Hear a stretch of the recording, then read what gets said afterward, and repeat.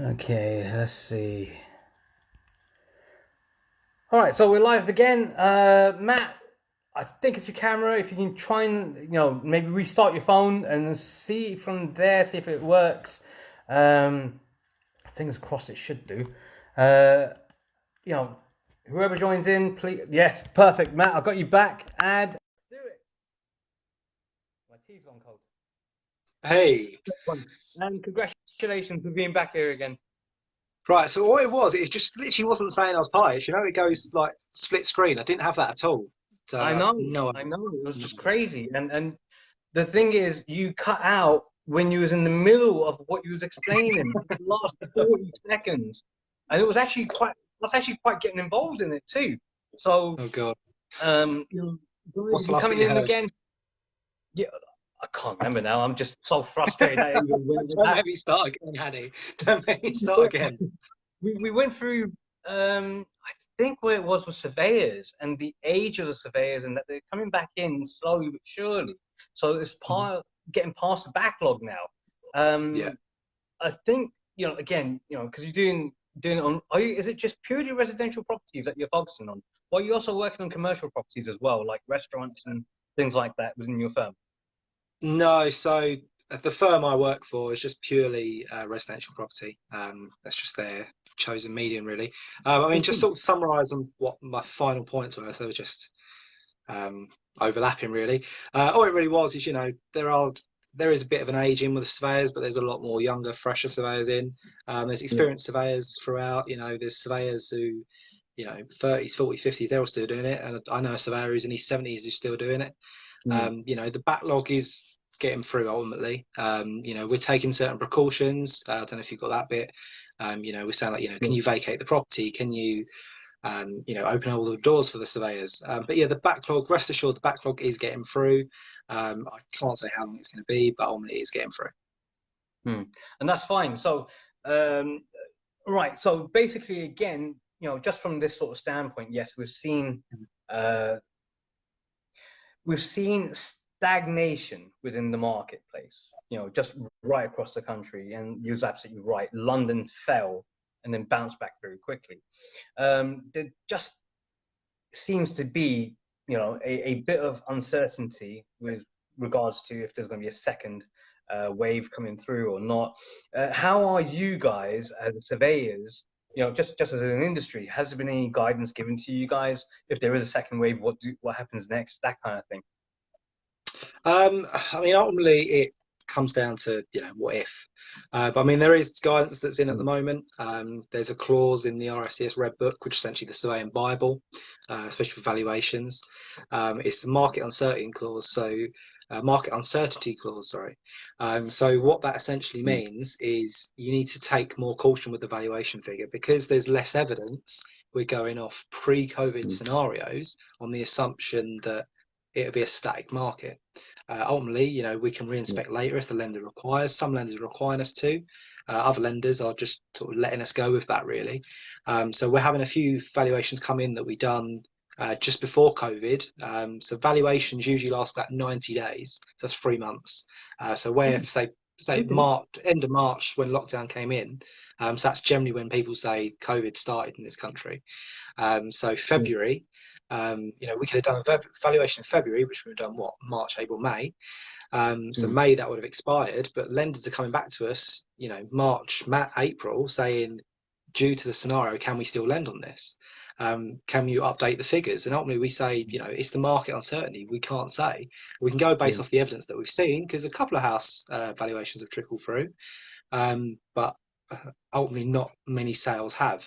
So we can say, there's no evidence to suggest there's an issue, but we would say that you do take a higher caution when deciding to lend on the property at that value. Okay, guys, if you're enjoying this right now and getting some benefit from it, please feel free, hit that like button, hit that heart button, whichever button you feel comfortable with. But more importantly, if you've got a question for Matt that you did not know, you didn't join in the first part or you missed it, he's here now. He can help give that guidance and advice to you. So we are all here to help one another, and Matt thankfully has given his time to be able to help everyone who's within this group. So I'm very, very fortunate to say thank you, Matt, to being here, Right. giving you time for this as well. Thank you for having me. So just to bring up to date for some people who've just joined in, Matt Ball, training surveyor at the moment, but has been in the industry since the age of 16. He has got that wealth of experience and has gone right across the field within the valuations. So, pick his brains. He's here for you. And this is a free service. It's actually quite a good insight to, if you go and get your mortgage done on a residential property or a property where a person can live, like on a buy-to-let one, you need to know what a surveyor is going to be thinking. How are they going to be valuing up the property? What do you need to make sure that the values stack up so that your property, if you're purchasing it, it's the right move that you're making. And Matt, you brought up something about zero rating on properties. Now, one of the things that was zero rated and one of the big factors, which was huge a couple of years ago, was Japanese knotweed. Oh God, knotweed. Okay. So now tell us a little bit about Japanese knotweed, just if you've got any kind of history behind it, and why does it give quite a few surveyors the heebie-jeebies for them to say zero rating? Japanese knotweed was a ornamental plant originally brought in, I believe, by the Victorians. That's that far back, so that's just pre 1900. It was they say it's a beautiful flower. I don't think it's that great looking, to be honest, but ultimately people used it in their gardens, and ultimately people used to pick it up, rattle. Don't know what happened there. You panic. Notification at the top, so it froze it. Sorry. Yeah, ultimately, a lot of them are used by the railways, and it's an invasive species. So what I mean by invasive species, it's similar to another one that's coming up now, bamboo. It spreads. There's a lot of discussion in the industry whether Japanese knotweed does cause structural issues. It's a very strong rooted plant, and once you have it, very, very hard to get rid of. You can't simply just burn it, cut it. You need to go through a very expensive treatment plan that usually costs about £5,000, plus any further work that needs to be done. And in terms of as I said before, that they are sort of our governing body, the Royal Institute of Chartered Surveyors, and they have four Japanese knotweed categories, and ultimately they say, I'm not going to go through the details of them all, but ultimately, dependent on what category it is there going to be an effect on valuation? Can you use your garden? You could have a massive garden, but if you've got a load of knotweed in it, you're going to have all these herbicide and pesticide and all the chemicals they use on it. And what are they going to do? You can't use that garden. So the property, not the property's worthless, but the garden is worthless. And ultimately, the lender don't lend on the property. If that knotweed spreads and goes into someone else's garden, they've got a claim on that. And if it goes to the property and affects the structural elements of the property, like the foundations, the walls, the cavities, ultimately, that could potentially cause structural issues. So that is the big thing. Now, see, I didn't know that.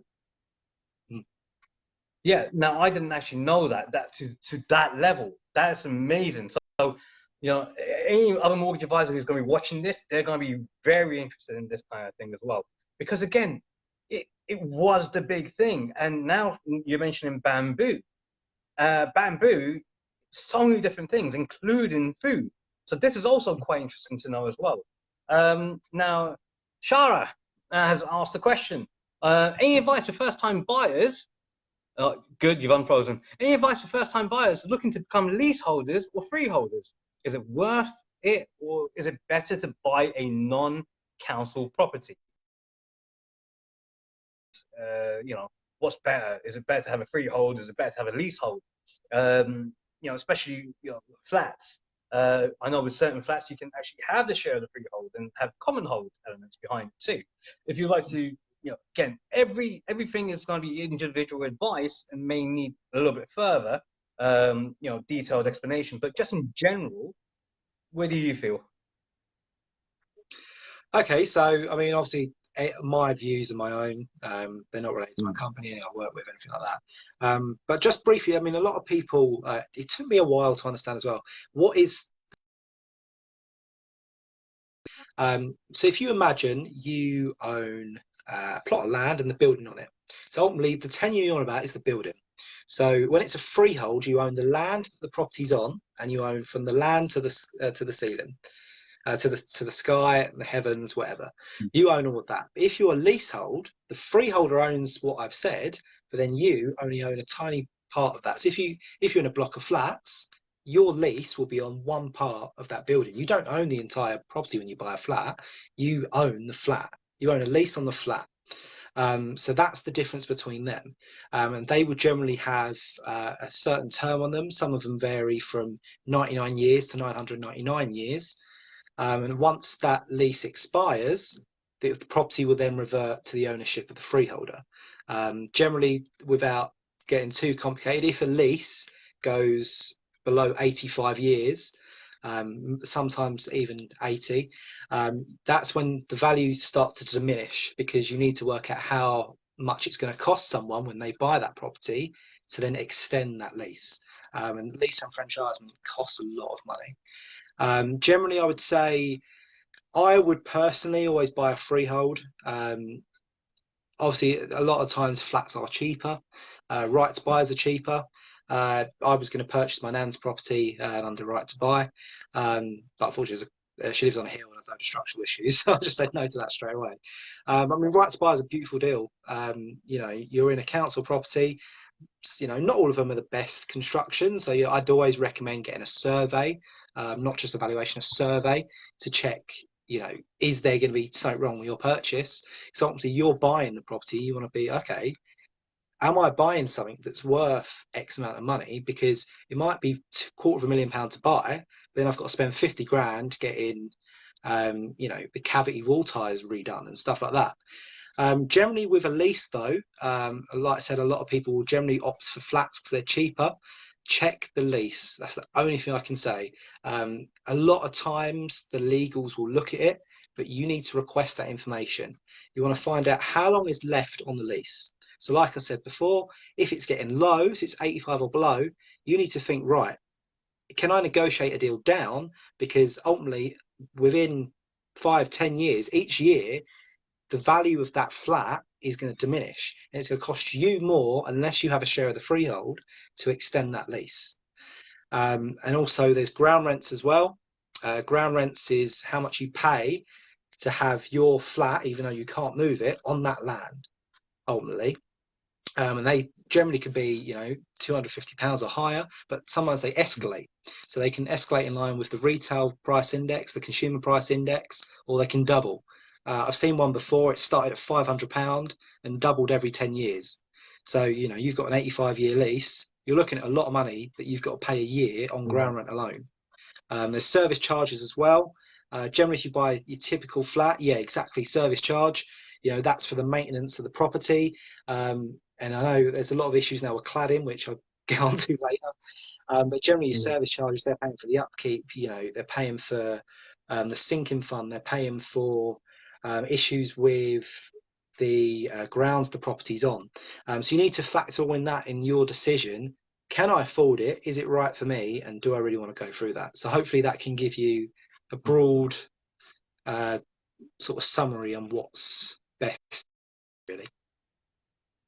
There's two more things I want to follow up on, which when we talk about cladding, that would be part of what we will talk about. The first question was peppercorn. Now that phrase has come out a couple of times. Have you know, what is peppercorn?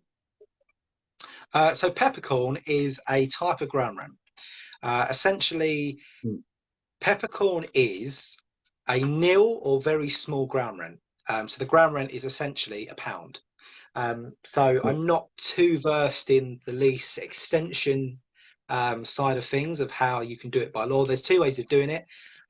There's a legal act, I believe it's the Leasehold Reform Act. I'm not too sure if it's that one, but there's where you can extend the lease within the act.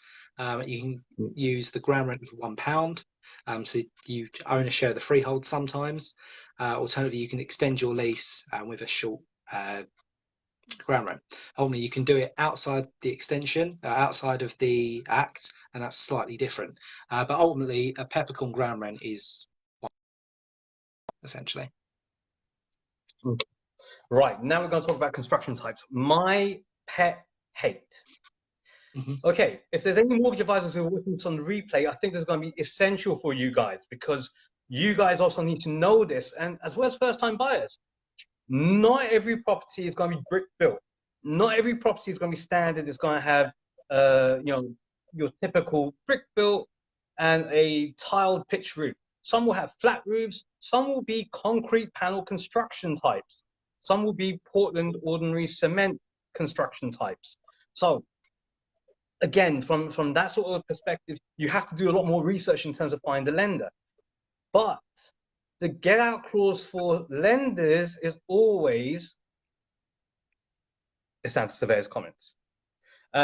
So from a surveyor's point of view, that you can give to advice either for a mortgage advisor or for a potential person buying a property which is got concrete panel or cladding, how can they test the concrete to find out which type of concrete it is?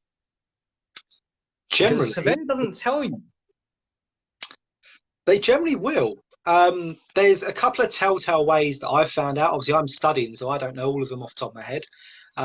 Things I would say, just generally to look at, just sort of divvying onto a separate point. For the mortgage advisors, learn the learn the Housing Defects Act. Look at the construction types there. That will be a key thing. And I'm not too sure what you have access to as a mortgage broker, but if you can find out what they lend on. Yeah, it will be What the was that, stuff sorry? that you've got left on. I'll give you an example.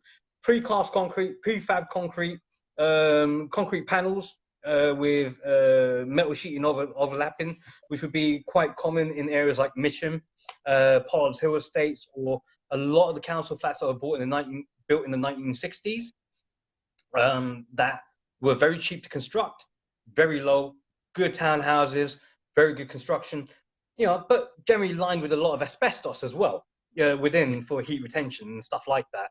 So, it's always been a bit tricky because certain lenders will lend on these kinds of properties, but they rely upon you to say it's that kind of concrete, it's that kind of concrete. But again, when the surveyors do their survey and come back, I've had numerous occasions where I have not been able to find out from the surveyor what type of concrete it is. They just said it's not the type of concrete you thought. The big frustration is. You get what I'm So coming there are from? some, yeah. So there are some that are very, very similar, Hmm. and it is very hard to tell. Hmm. There are telltale ways with certain construction types. I guess if you're a prospective buyer, I would literally look up non-traditional construction types. There's Hmm. ones that are so obvious because of they're unique almost. There's ones that you can generally find out from your local council. Something I do when I've done sort of test surveys and valuations in my area. If you search your area, so for example, mine's Chingford, East London, Chingford non-traditional housing, or the local authorities, it'd be Waltham Forest non-traditional housing. There was a surveyor or a couple of surveyors that wrote every single body, every borough in the entire country, and asked in a Freedom of Information request for that list. And I've found not many necessarily in Chingford, but in surrounding areas, there is so many that you can just find out. And if your address that you're going to buy, say you're buying 42 Allwood Road, Hmm. if you're 42 Allwood Road or 40 is on there, then you'll generally be able to work out if it says it's Wimpy No Fines, it'll be on there. If it's All-It, if it's Lang Easy Form, you can find out on there. And that's the key thing for you guys. And surveyors generally, they will have a good knowledge because they've been doing it for years and they generally will know. But there are some. I mean, we've had a surveyor today, might even be yesterday. He's been doing it probably double the amount of years I've been alive. But there's some that you just generally aren't able to tell unless you get deep into the construction. So obviously surveyors, they don't just look outside; they look up into the loft space sometimes. And you can generally tell by looking at the walls in the loft. So they can hopefully tell you what it's made of because they can show you the inner skin as well as the outer skin that you'll see on the outside. That's fascinating, and that I can use. And I think any mortgage advisor that works with estate agents, if you're watching this, then this is essential for you guys. This is a tip here.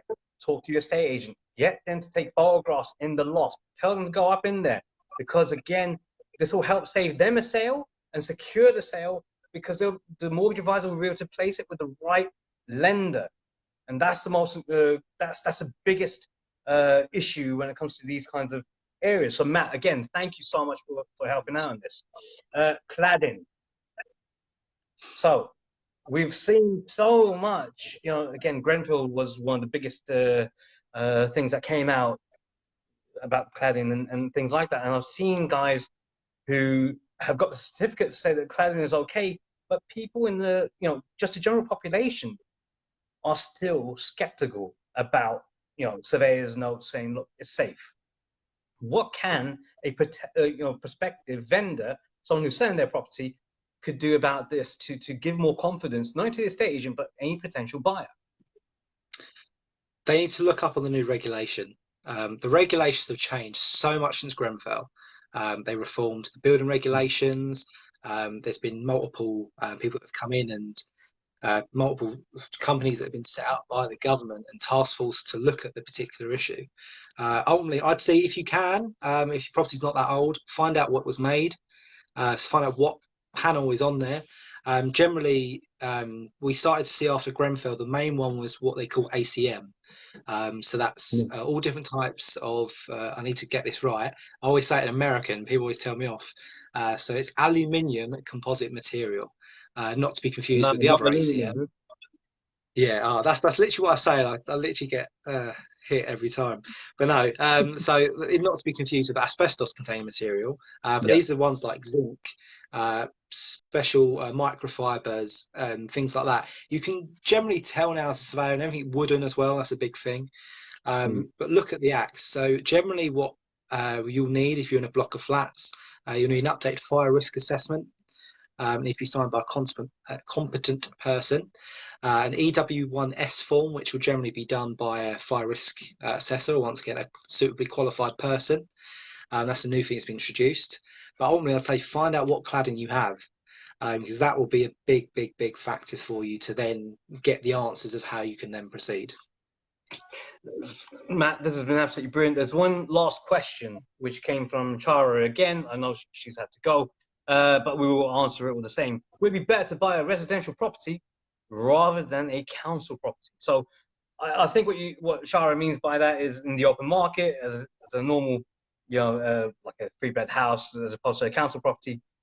From my perspective, I would say it's down to the individual person. But if you can get a council property, of course, and because of the mortgages which are behind it, it's okay to get it. You just have to stay there for a little bit longer.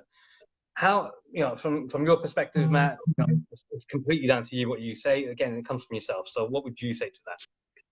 I'm sort of similar boat as you, really. I mean, ultimately, they are both residential property. Thank you, Chara, for your question. It's a very good question. Ultimately, you need to look at a couple of aspects, which I don't think you've really mentioned on your part, Hadi, as well. If you're buying a council property, it's generally going to be on a council estate. So generally, buyers are thinking, I really don't understand. I think it's quite, it's quite rude, really. But, people are saying, oh, I don't really want to live on a council estate. They've got such a stigma. Some of them, I mean, my dad lives on one, and, his road's the quietest road I've ever seen. But, his estate that he's on has got such a bad reputation that, do you really want to live there? And do you want the potential resale issues? When my dad bought his property, it was council. He bought it at massive discounts. I mean, ultimately, it depends where you want to go with that, but you're getting a massive discount of council property. But now he's having the problem where he's not really going to sell it. A couple doors down, I think it was 3 or 4 doors down from him, sold. They originally put their house on the market at 395, didn't get any offers for 3 months. They then reduced it onto market again at 385, and they've just sold a couple of months ago, just pre-coronavirus, for 365, and that's taken 8-9 months to sell. Yeah. Sometimes that's kind of normal, but that is a bit concerning as well. When you're talking the structure, I would say there may not be a difference, but there may be. Once again, I'd always say get a survey. whether you want to get a home buyer survey, a building survey, look at the options. A lot of surveying firms, like the one I work for, have like a simple list. Because let's be honest, Joe Blogs on the street, and like I didn't know the difference between them two. They just sound like two different surveys. So it'd be two bars with a tick box saying this survey includes this survey includes that. Look at what you want. I mean, my nan's in a council property, my dad's in a former council property. You couldn't get two different properties. One of my best friends has recently just bought his house. It's not ex-council, and his is in a much worse condition than either of these two houses that I'm familiar with. Ultimately, you need to look at what's best for you on the financial side. You've got right to buy, as you said, Hattie. The potential resale, what you're going to use it for, and then ultimately the structure. Get a survey, find out if the residential property is in a bad condition, but the council property is in a very good condition. Make your informed decision. So, I mean, personally, I would go for a residential property just because I wouldn't want the stigma, but then you're saving so much money doing a council property. So ultimately, it is up to you. Yeah, and the other factor, gone. I was going to say the other factor that goes with it is a key factor, again, when it comes to resale, which is a lot of mortgage lenders want the majority of those council properties privately owned. Yes. And that can be a big factor. So check, talk to, again, you can check online how much has been actually bought by the people around you, how many people have actually got the right to buy. And if it's less than 50%, it's going to be very hard. You can get a mortgage on it, but it'll be very hard on the resale part of it. So we take it one stage at a time, and that kind of thing. Guys, I'm going to say thank you so much to Matt. Anyone who's just joined in, like Mark, George, Castano, Dean Knight, all these guys, if you had a question, please feel free to ask it on the replay. We will get them answered. I will be doing my Facebook Live tomorrow, and more importantly, thank you guys for joining in. Thanks, Matt. There have been two parts to this. So, we had some internet difficulties a little bit earlier, but having said that, the information here is valuable. If you're a mortgage advisor watching this as well, I think a good insight into this sort of thing is very handy. And if you're just a ordinary first-time buyer, or you're looking into remortgaging your property, or even selling, yes, we even managed to answer some of those in the first part. So feel free to go back, watch them. They're all in my group. Tomorrow is a free for all. So I will be answering any questions that have come up in the